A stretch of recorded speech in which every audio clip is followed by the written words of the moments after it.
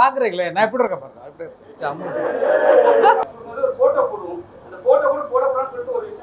ஒரு ஆள் வசந்ததுக்கு அப்புறம் அவன்கிட்ட என்ன தவறு இருக்குன்றத நோட் பண்றதுக்கு பல பேர் இளையராஜா அவர்களுக்கு நன்றி அப்படின்னு சொல்லி போட்டிருந்தாங்கன்னா சரியா போயிருவோம். அவர் போய் கேட்டா அவர் கொடுத்துருவார். அப்ப எங்களை மதிக்காம நீ போயா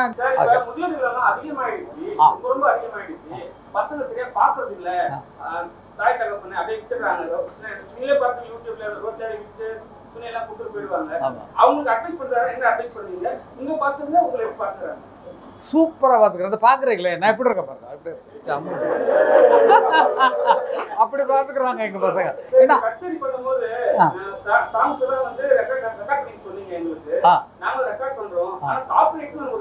அது அவங்க வாங்கிடுவாங்க ஒண்ணு அவங்க பாடும்போது நாங்க எடுத்துக்கிறோம். போடும்போது காப்பிரைட்னு ஒன்னு வரும். வேற ஒருத்தர் வேற மியூசிக் பண்ணிருப்பாங்க. காப்பிரைட் அடிப்பாங்க. அதுக்கு எப்படி சொல்றீங்க? காப்பிரைட்ஸில் சில இதெல்லாம் சொல்லக்கூடாது, தனியாக தான் சொல்லணும். ஏன்னா இல்லை அதில் என்ன இருக்குன்னு சொன்னால் காப்பிரைட்ஸில் ஒரிஜினலில் வந்து அப்படியே எடுத்து போடக்கூடாது. ஒரிஜினலாக எடுத்து இப்போ பிக்சரில் போடுறாங்க இல்லைங்களா, எங்களோட பாட்டு பொட்டு வச்ச தங்க கோடா சொர்க்கமே என்றாலும் அது அந்த மாதிரி போடுறாங்க இல்லைங்களா, அதுக்கு பெரிய காப்பிரைட்ஸில் டெஃபினட்டாக கொடுத்தாகணும். ஏன்னா எங்களுடைய நாங்கள் பண்ண வேலையை அப்படியே எடுத்து போடுறாங்க இல்லைங்களா, அதுக்கு காப்பிரைட்ஸ் உண்டு, டெஃபினட்டாக கொடுத்தாகணும். அது பெர்மிஷன் வாங்கணும். அண்ணா என்ன சொல்கிறாங்கன்னா என்கிட்ட வந்து அனுமதி கேட்டுக்கலாம். அப்படி படம் பண்ணுறவங்களாம் நீங்கள் பார்த்துருப்பீங்க. நன்றி இந்த படத்தில் இந்த பாடலை கொடுத்ததற்காக இளையராஜா அவர்களுக்கு நன்றி அப்படின்னு சொல்லி போட்டிருந்தாங்கன்னா சரியா போயிருவோம். அவர் போய் கேட்டால் அவர் கொடுத்துருவார், எடுத்துக்கப்பா அப்படின்னு சொல்லி கொடுத்துருவார். அவங்க கேட்காம போடுறதுனால தான் நமக்கு எரிச்சல் வருது. நம்மளை யூஸ் பண்ணி நமக்கு பெரிய படங்கள் நம்ம ஒருத்தர் தனிப்பட்ட முறையில் பேர் சொல்லவே தேவையில்லை. தனிப்பட்ட முறையில் யூஸ் பண்ணிக்கிட்டோம். நம்ம பாடல்கள் பார்ப்பது நமக்கு சந்தோஷம் தான். வந்து ஒரு அனுமதி இளையராஜா அவர்களுக்கு நன்றின்னு ஒரு போடுறதுக்கு என்ன, ஒரு வார்த்தை போடுறதுக்கு என்ன, இந்த பாடலை கொடுத்து உதவி இளையராஜாவுக்கு நன்றி போடலாம். அப்போ எங்களை மதிக்காம நீ போயா நீர் அப்படின்ற மாதிரி சொல்லாங்க. இந்த காப்பிரைட்ஸுங்கிறது வந்து கம்போஸ் பண்ணப்பட்டவர்களுக்கான உரிமையான எந்தெந்த காலத்திலும் இது என்னுடைய கம்போசிஷன் அப்படின்னு சொல்லக்கூடிய அனுமதி வாங்கிட்டு இருக்காங்க. அதனாலாம் இப்போ மியூசிக் டைரக்டர்ஸ் எல்லாமே ஏறமா எல்லாருமே வாங்கியிருக்காங்க. அப்போ அதை அடுத்தவர்கள் யூஸ் பண்ணும்போது மேடையில் பாடுறதுக்கெலாம் நான்லாம் அண்ணாட்ட சொல்லி அண்ணாட்ட பேசி அது ஒரு தடவை சண்டை கூட வந்தது ஞாபகம் கிடைக்கும். லைட் மியூசிக்காரங்களாம் அவர்களெல்லாம் விட்டோன்னா லைட் மியூசிக்கு ஃப்ரீன்னு சொல்லிட்டாங்க. அண்ணா வந்து லைட் மியூசிக்கு நான் ஒன்றும் கேட்க மாட்டேன் அப்படின்னு நம்ம சொன்னதுக்கப்புறம் அது விட்டாங்க. அதனால் லைட் மியூசிக்கில் வர்றதுக்கு ஒன்றும் ப்ராப்ளம் இல்லை.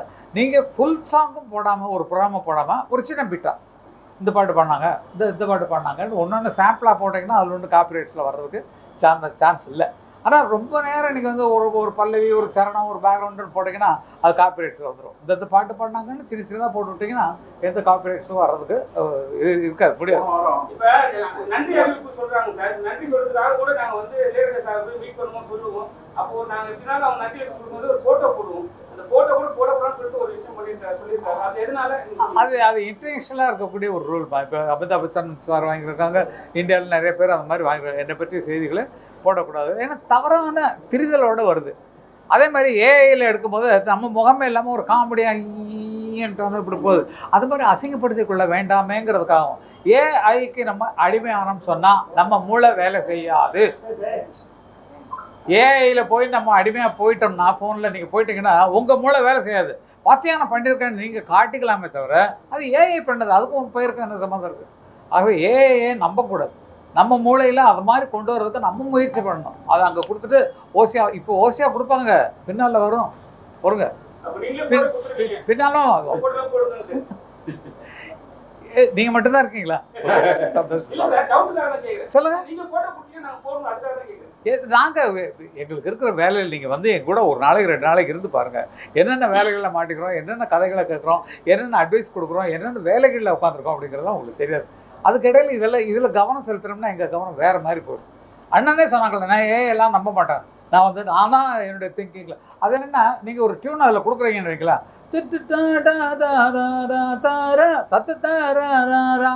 இது கம்போஸ் பண்ணுன்னா அது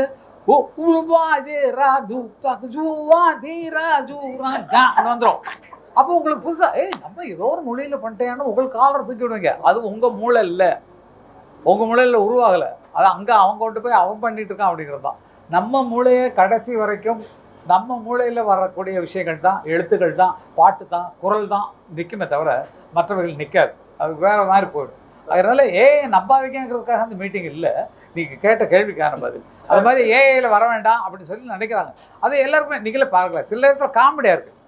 இப்போ உருவம் கரெக்டாக இருக்குது, மற்றபடி சிரிக்கும் போது வேறு யாரோ மாதிரி பேய் மாதிரி தெரியுது, அந்த மாதிரி இருக்குது. அது சரியாகணும். அது மாதிரி அதை கேவலப்படுத்துறதுக்காக பல பேர் யூஸ் பண்ணுறாங்கங்கிறது பரவிட்டு வருதுன்னு உங்களுக்கு நல்லாவே தெரியும். அதை கட்டுப்படுத்துறதுக்காக தான் மேலேருந்து இப்போ ஷாருக் கான்லேருந்து இப்போ அமிதாப்ஜிலேருந்து பெரிய பெரிய ஆட்கள்லாம் ப்ரெஸ்ஸில் என்னை வந்து இதை பற்றி எழுத வேண்டாம், எங்களோட அனுமதி இல்லாமல் இது பண்ண வேண்டாம், இந்த மாதிரி ப்ரெஸ் மீட்டில் பண்ணால் போகும். மற்றபடி வேறு எதுவும் வேண்டாம்னு சொல்கிறதுக்காக தான் அது வந்துருக்கே தவிர இன்டர்நேஷ்னல் ரூலை ஃபாலோ பண்ணி தான் அண்ணன் வந்து இந்தியாவில் ஃபஸ்ட் டைம் வாங்கியிருக்காங்கிறது உங்களுக்கு செய்தி. வேற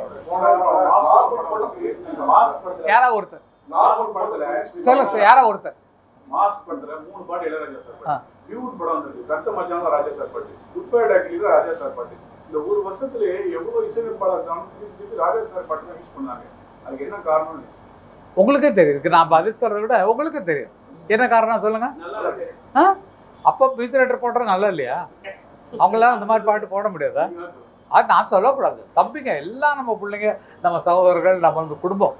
அதனால அவங்கள குறை சொல்றதுல ப்ரொடியூசரோ டைரக்டரோ இந்த இடத்துல அந்த மாதிரி ஒரு பாட்டு இருந்தால் அது சொன்னாங்கன்னா அவங்க போடுவாங்க. மியூசிக் டைரக்டர் அது போடுவாங்க, அதே மாதிரி போட்டு தருவாங்க. இது ஜோடி மஞ்ச கூறுவினா இவங்க ஒன்று போட்டதா ஒன்று போடலாம், போட்டு அதே மாதிரி போட. ஆனால் அந்த பீட்டு வந்து உங்களுக்கு பழக்கப்பட்டதுனால, அந்த பாட்டு பழக்கப்பட்டதுனால அது படத்தில் பார்க்கும்போது உங்களுக்கு இன்னொரு குஷியை ஏற்படுத்துது. ஆல்ரெடி பார்த்து இப்படி மாற்றி பார்க்குறோமே அப்படிங்கிற இன்ட்ரெஸ்ட்டில் தான் அது வருதே தவிர மற்றபடி ஒன்றும் குறை சொல்ல முடியாது. இசையமைப்பாளர்கள் இதற்கு மேலும் இசைப்பதற்கு தயாராக இருக்கிறாங்க. அதற்கு தயாரிப்பாளர்களும் இயக்குநர்களும் இடம் கொடுக்கறது இல்லைங்கிறதான் உண்டு. அவங்கள்ட்ட சரி, ஐயோ அந்த இடத்துல அந்த மாதிரி ஒரு பாட்டை போடியானா போட்டுருவாங்க. அதை வர வைக்கணுமே தவிர பல சுவையை எடுத்து போடுறதுங்கிறது கொஞ்சம் சில நேரத்தில் தேவைப்படும்.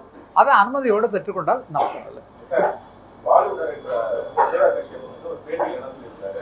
தமிழ் சினிமா ஒரு காலகட்டத்தில் நல்ல மரணி பாடல்கள், காதல் பாடல்கள் வந்துட்டு இருந்தது. அதை பாலிவுட் வாங்கிட்டு இருந்தோம். ஆனால் இப்போ அந்த மாதிரி வந்து பாடல் எதுவும் வரல அப்படின்னு சொல்லியிருக்காரு. உங்களோட கருத்துல தமிழ் சினிமாவில் காதல் பாடல்கள் போட அதான் இளையராஜா இல்லை, கங்கைமரன் இல்லை,